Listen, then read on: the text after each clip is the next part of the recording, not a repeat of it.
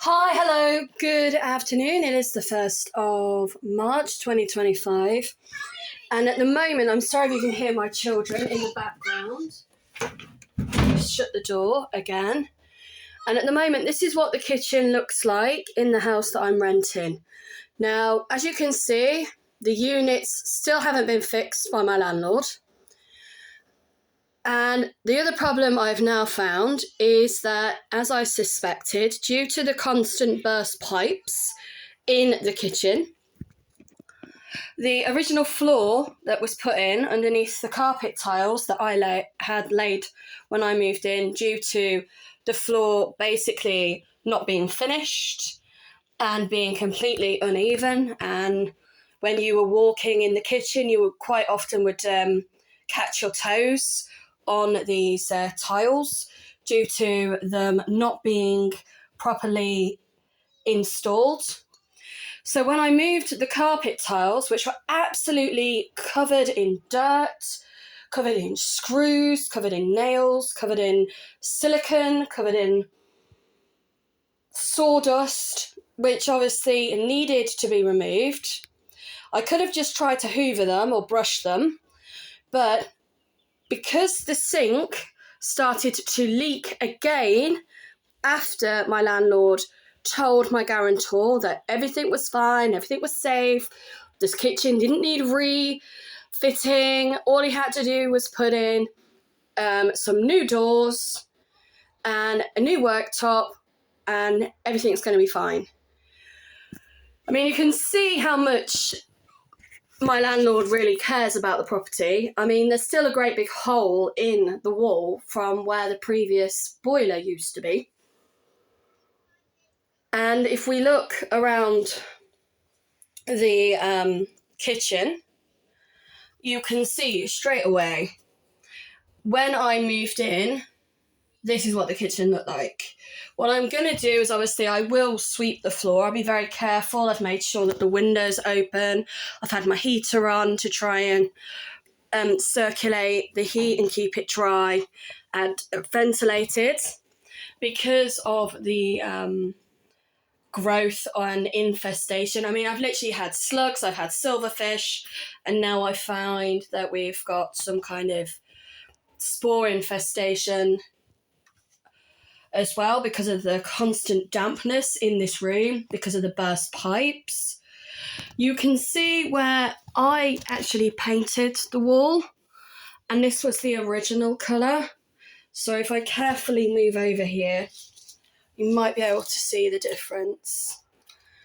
And again, the reason why I took it upon myself to paint the wall was because the unit, which is actually here, fell off. And now it explains a lot. For some reason, this added piece of wood was put onto this unit when it was on the wall. I don't know why. And internally, you literally cannot move any of the cupboard shelves because they've been drilled into place.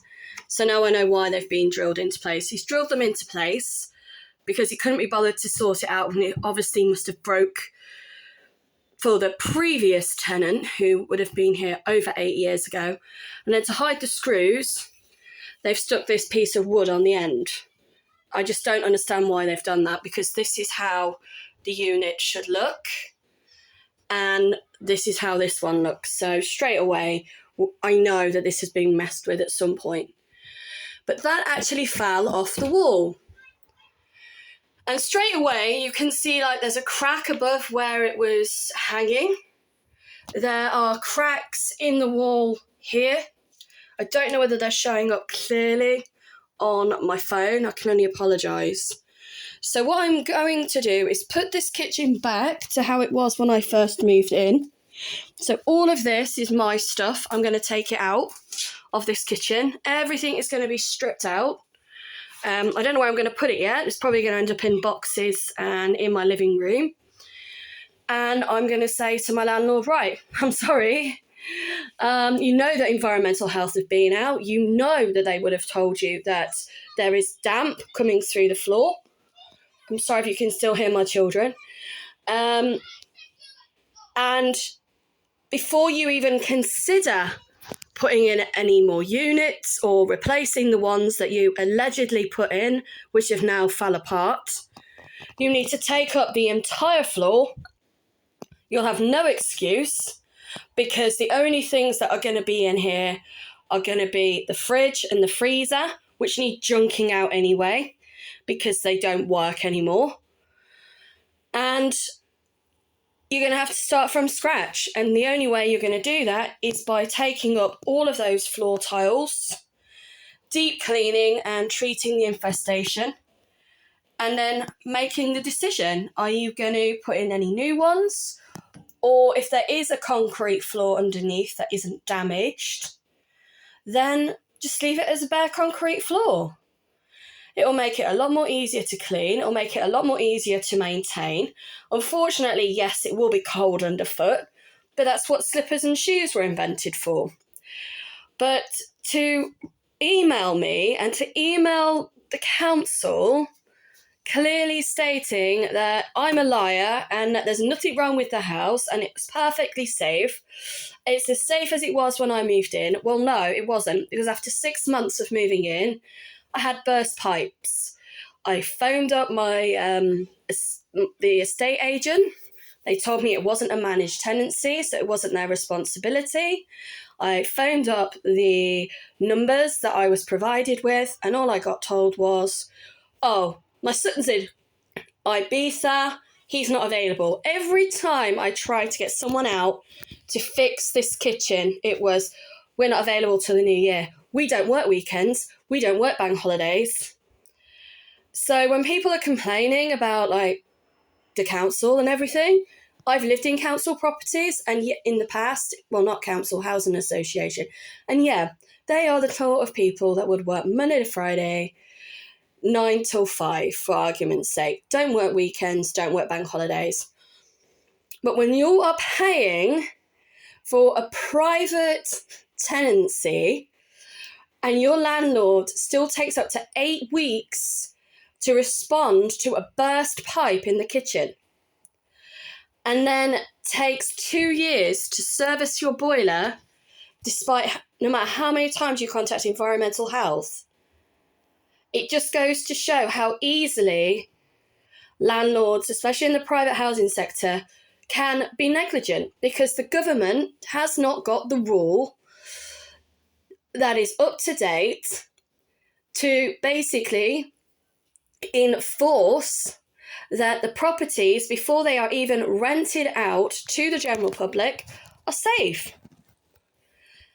And I would never expect anyone to have to go through what I've been through, but sadly I know there are people out there who've got black mould in the children's bedrooms, they've got black mould in the bathroom, and all they'll be told is, oh, it's just ventilation.